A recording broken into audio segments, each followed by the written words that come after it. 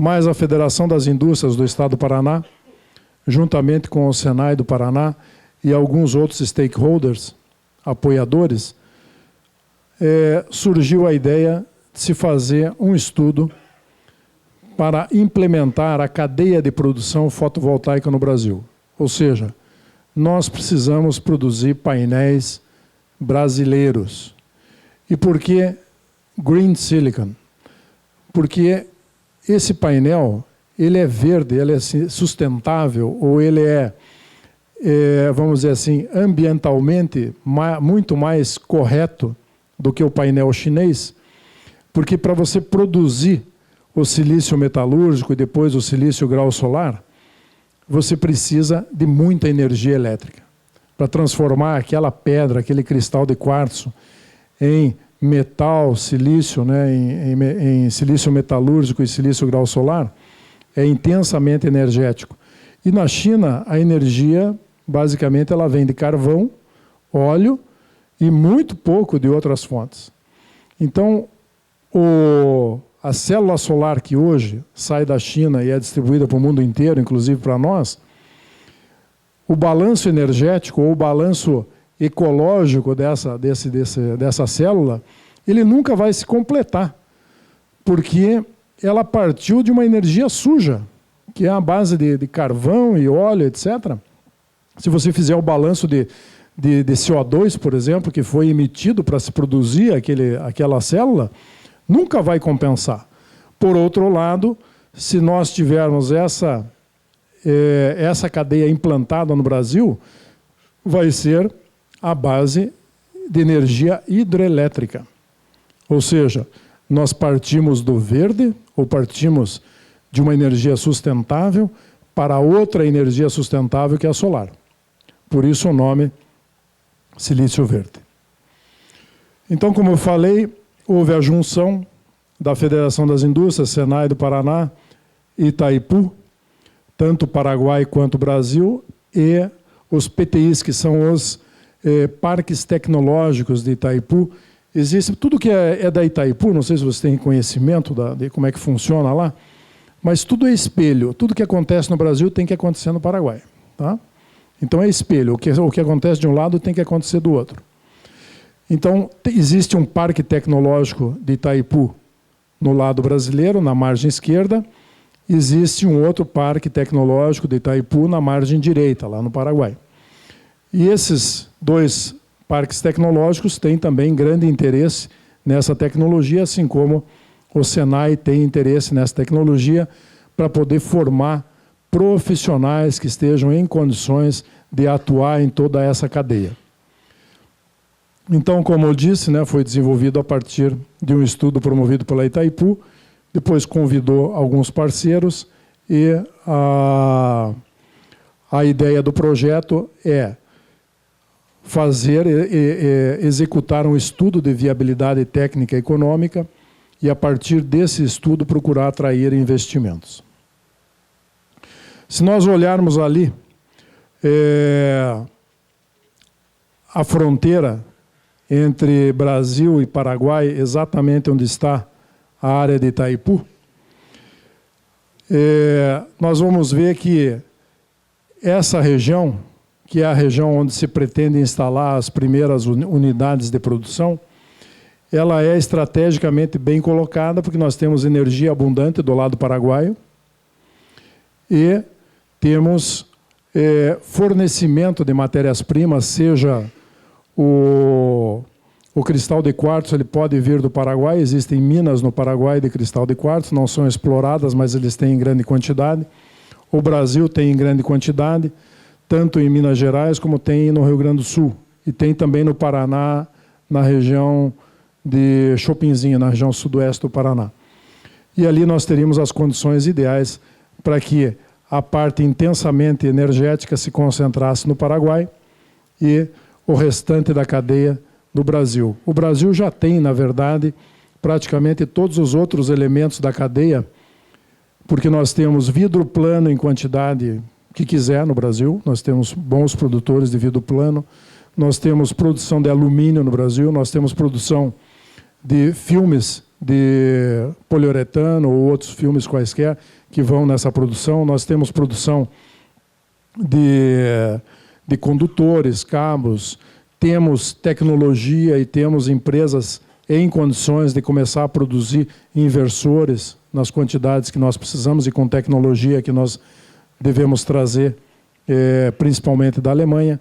Então, o Brasil tem boas condições. E o Paraguai tem condições de absorver parte intensivamente energética em função do preço da energia no Paraguai. Não sei se vocês sabem, mas a energia elétrica no Paraguai ela é apenas uma fração do que custa para nós. Tá? Depois nós vamos ver os valores. Mas hoje, a energia elétrica no Paraguai ela representa, talvez, de 25% a 30% do que custa a nossa. Então, se a nossa custa 100, lá custa 30. Tá? Então, a energia é bem barata.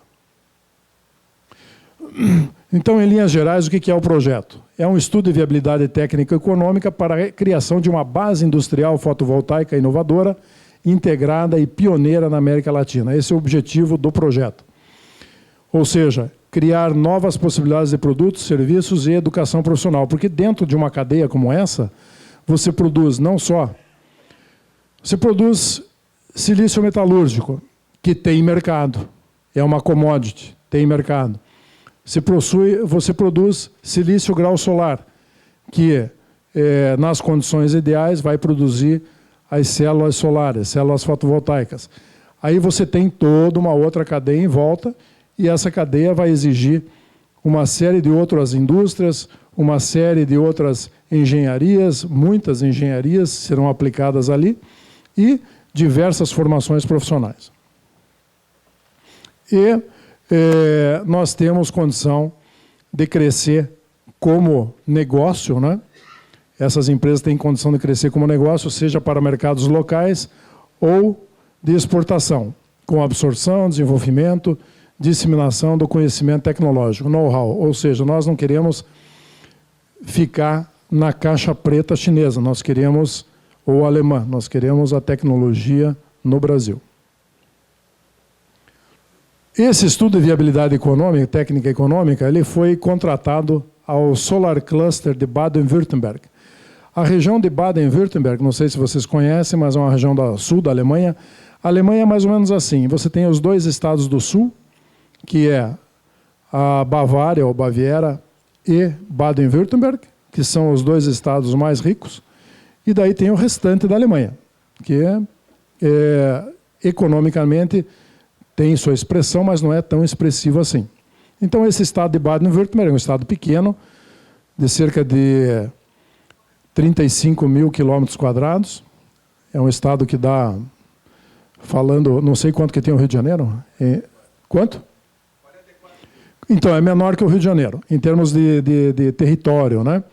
É um estado menor que o Rio de Janeiro, um estado relativamente pequeno, um território relativamente pequeno, mas cujo PIB é maior que o PIB do Canadá, só desse estado. Então, é um estado forte.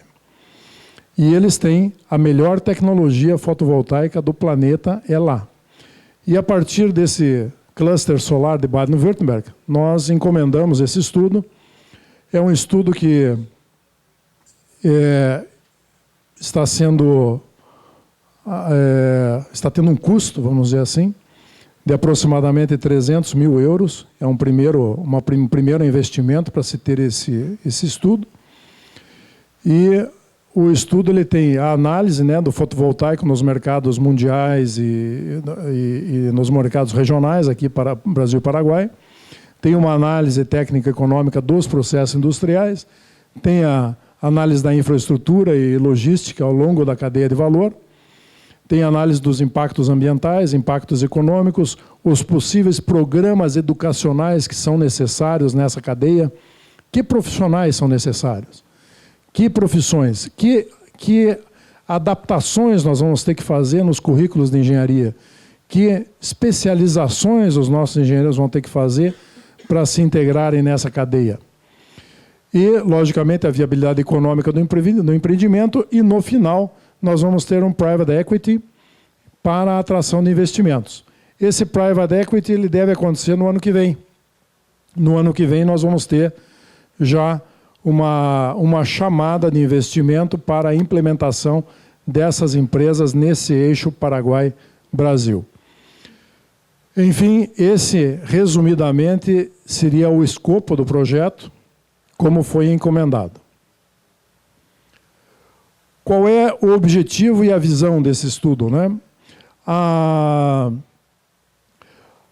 ideia é se ter uma avaliação desse estudo de viabilidade técnica e econômica como base para a produção integrada de toda a cadeia de valor na produção do painel fotovoltaico. Como falei anteriormente, desde o quartzo, desde o cristal de quartzo até o painel, tudo isso no Brasil, sem precisar necessariamente grandes volumes de importação. Lógico que isso depois, dentro do estudo, se você quer crescer, talvez no início as empresas possam até usar o painel chinês para ir ganhando corpo e depois abandona, né? Análise dos impactos sociais, ambientais e econômicos.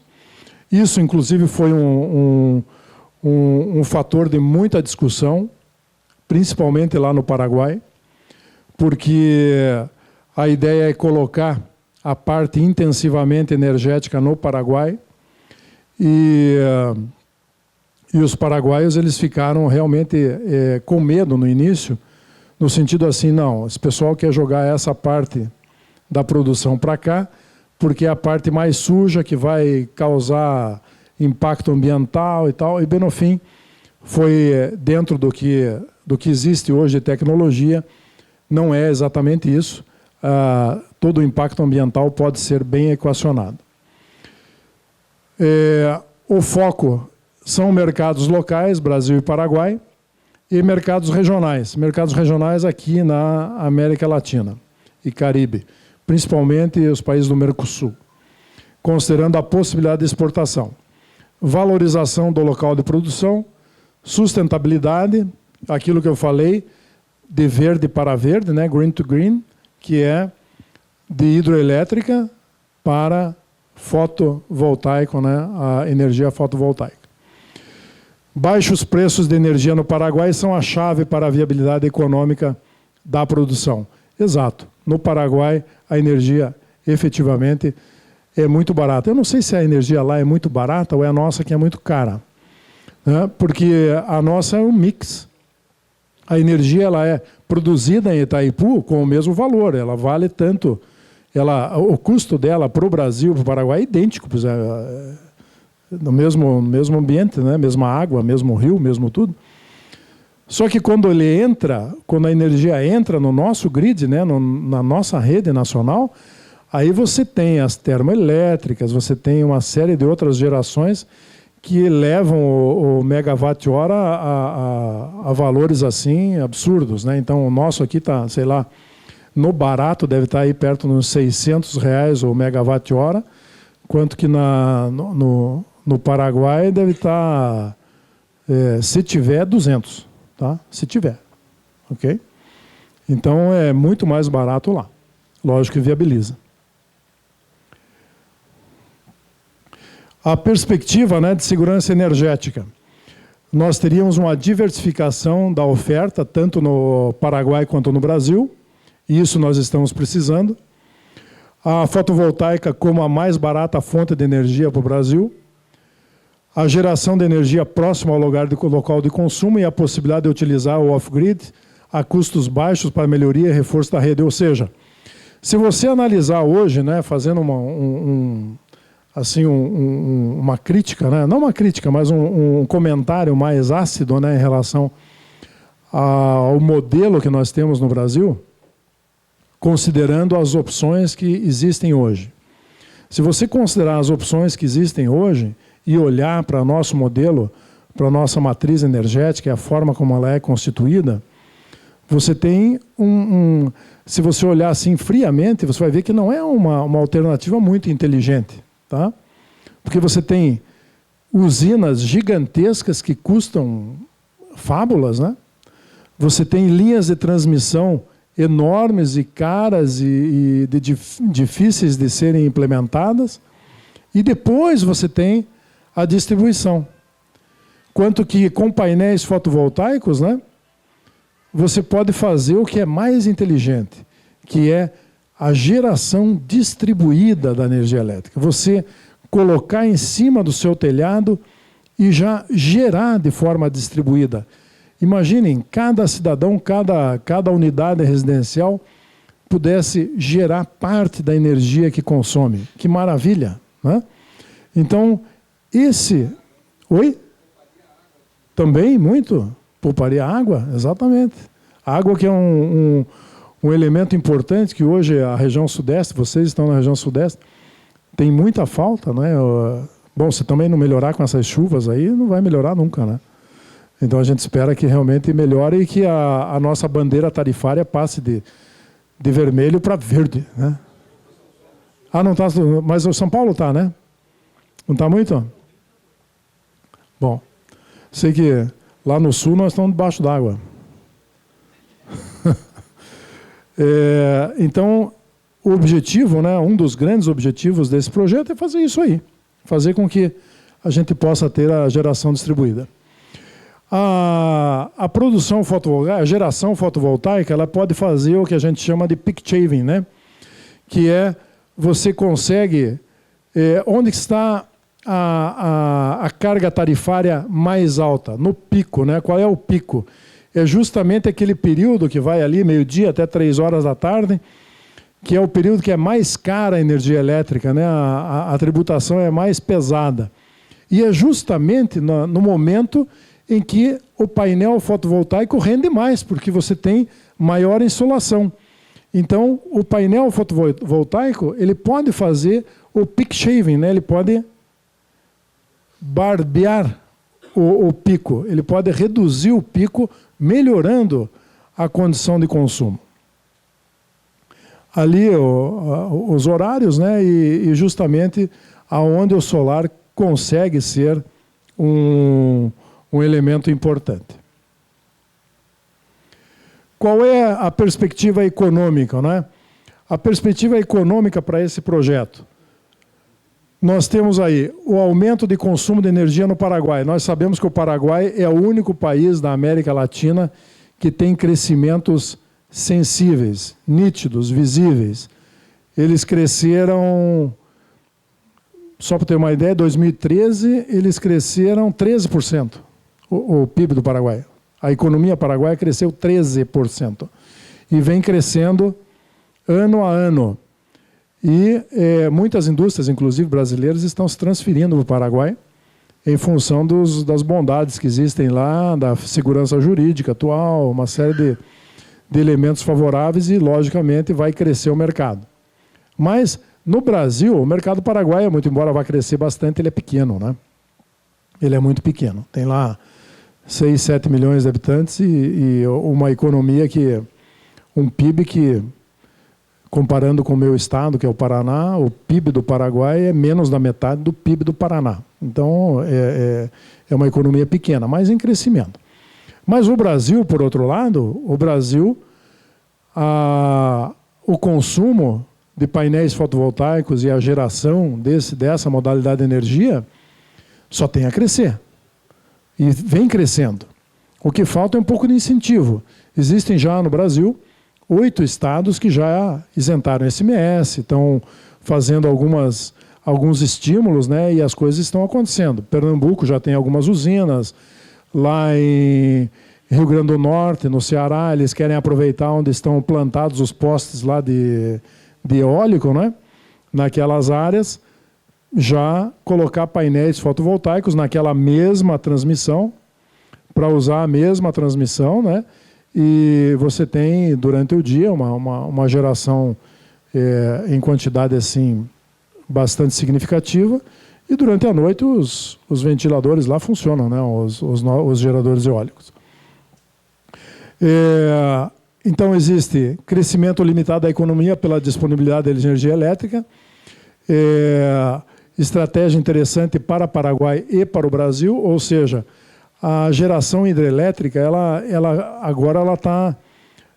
Logicamente que existe muito potencial hidrelétrico ainda no Brasil, mas os grandes potenciais eles acabaram sendo consumidos. Isso aí acaba afetando também a infraestrutura logística, Porque você não pode ter, às vezes, em uma região, duas coisas ao mesmo tempo. Nós optamos, né, por energia hidrelétrica. Ao optar por energia hidrelétrica, minha mãe sempre dizia para mim, né, que toda opção representa uma renúncia. Sempre que você opta por alguma coisa, você tem que renunciar a outra, é automático, né? Então, quando você resolveu casar com a tua mulher, você renunciou a todas as outras, e assim por diante. Então, assim é que funciona. Na década de 60 e 70, nós optamos pela energia hidrelétrica. Então, nós renunciamos às hidrovias. Então, o Brasil hoje tem problemas. Nossos rios, né, poderiam ser navegáveis, muitos deles, né, e hoje não conseguem porque nós optamos por barragem.